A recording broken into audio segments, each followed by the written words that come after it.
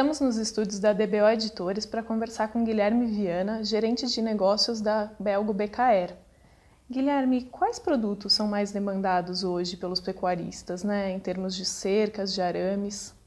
Bom, vamos lá. A decisão de uma cerca parte primeiro pela aplicação que esse produto vai ter naquela propriedade. Seja ela gado de leite ou gado de corte, cria, recria, engorda, ele vai ter que fazer uma cerca com o seu objetivo principal, conter os animais. E na hora de conter os animais, basicamente a gente tem 3 linhas de escolha. Seja ela o arame farpado, que é bem tradicional, seja o arame liso, que ele é um arame mais moderno, porque ele traz benefícios em custo e eficiência, ou seja na cerca elétrica, que também é uma boa opção, tendo a ressalva de que o produtor tem que se preparar melhor para poder fazer o manejo de uma cerca eletrificada. Então, basicamente, vai do gosto dele e da característica regional. Vamos falar assim, o mercado do Nordeste brasileiro, ele adora trabalhar com arame farpado. Ele tem essa cultura.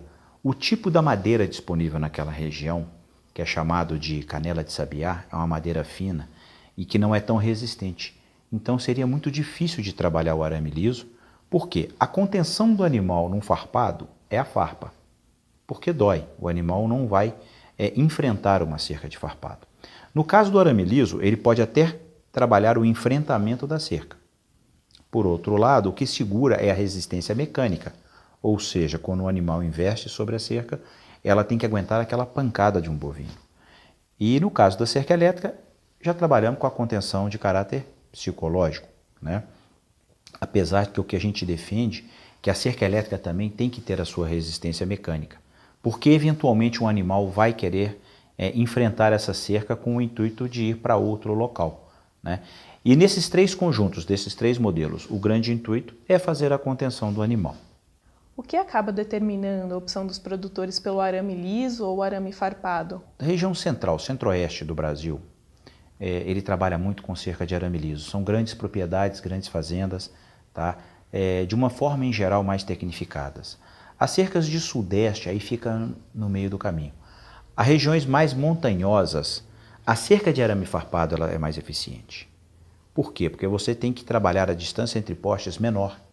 Com isso, o arame farpado traz um resultado melhor, porque a cerca de arame liso numa região de muito morro, ela seria mais cara para ser feita.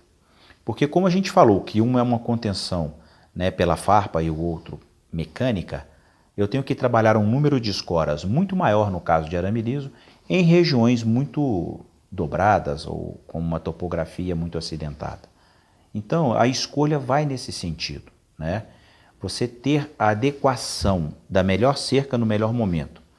Para fazer um resumo, cerca de arame liso, locais planos, ela funciona muito melhor, mas lembrando que o condicionante da parte estrutural, que é o poste, seja ele de madeira, de aço ou outro produto, ele vai ter que entrar fazendo um paralelo para que ele tenha resistência para segurar essa contenção dos animais. Guilherme, quais são os maiores erros cometidos pelos produtores na hora de instalar as cercas? O arame numa cerca, de uma forma geral, ele é responsável por 20% a 25% no máximo do custo de uma cerca. Daí a escolha do material. Se você está numa região agressiva ambientalmente, beira da área de coxo, regiões alagadiças, litorânea, você deve ter uma opção por um arame que tem uma camada de zinco, que é aquela proteção que tem sobre o aço. Uma camada de zinco mais grossa, para que ele possa ter uma durabilidade adequada. Então vamos lá, 20% do custo de uma cerca é o arame, os outros 80% a gente colocaria mais ou menos 30% a 35% mão de obra e em torno de 40% a 50% a madeira. Então a escolha do material, primeiro, faça uma escolha de material adequado. Se você vai fazer uma cerca provisória para uma área de lavoura, não tem por que você usar um arame com uma vida muito longa. Faça a aplicação de um material que vai ter a vida útil para aquela cerca. A cerca é permanente, ou seja, uma cerca que vai estar numa divisa de uma fazenda, utilize um material de boa qualidade para que tenha o máximo da durabilidade possível. Depois desse parâmetro, vamos separar arame farpado e arame liso. O maior erro no Brasil em arame farpado é a colocação do grampo. O grampo é aquela peça que a gente coloca para fixar o arame na altura correta da cerca. O produtor rural tem o hábito de colocar aquele grampo muito apertado à madeira, e aquilo fere a camada de zinco, que é o protetivo do arame. A cerca perde a vida útil.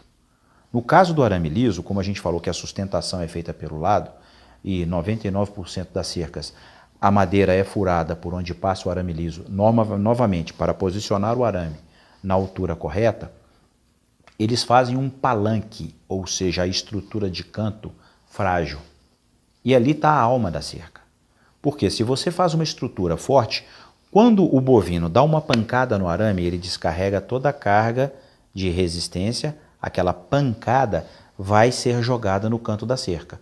Então ele não pode economizar na hora de fazer um palanque nesse canto de cerca. Tá? Outro ponto muito importante que a gente deve lembrar, o aterramento das cercas contra descargas elétricas. O raio. Né?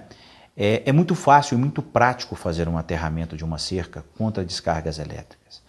E isso causa um prejuízo enorme hoje no campo, e não diria ainda mais o prejuízo, o risco à saúde humana, quando uma descarga elétrica ocorre sobre uma cerca, tá?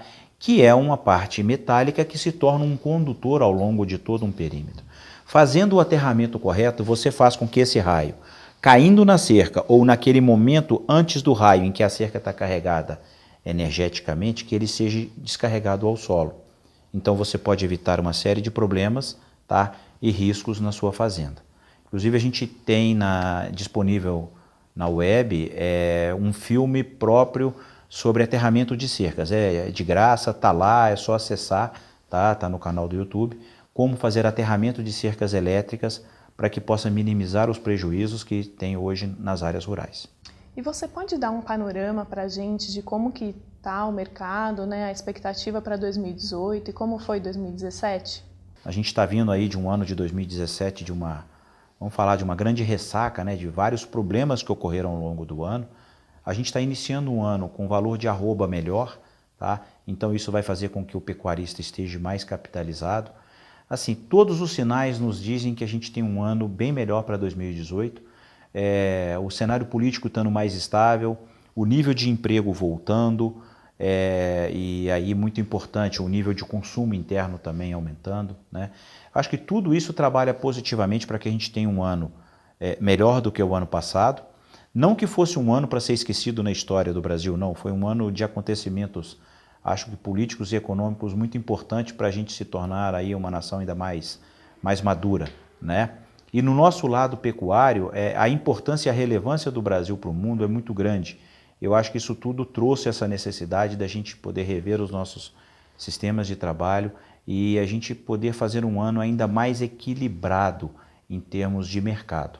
Eu acho que tudo tende para acontecer isso aí, 2018, 2019, a safra tende a ser muito boa. No ano passado, a gente viu o lançamento de um aplicativo da Belgo para os produtores verem a cerca em realidade aumentada.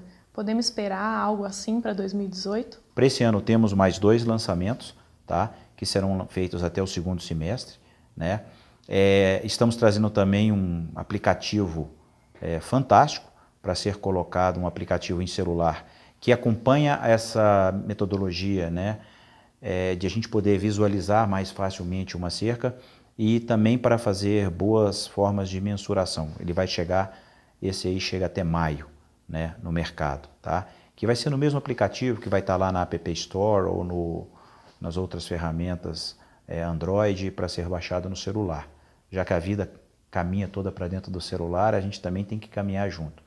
E o nosso maior desafio é como levar a informação tecnológica de forma fácil ao produtor, né? Aquele trabalho famoso da extensão rural, que ele é muito importante. Como transformar tecnologia em algo palpável, fácil de ser aplicado.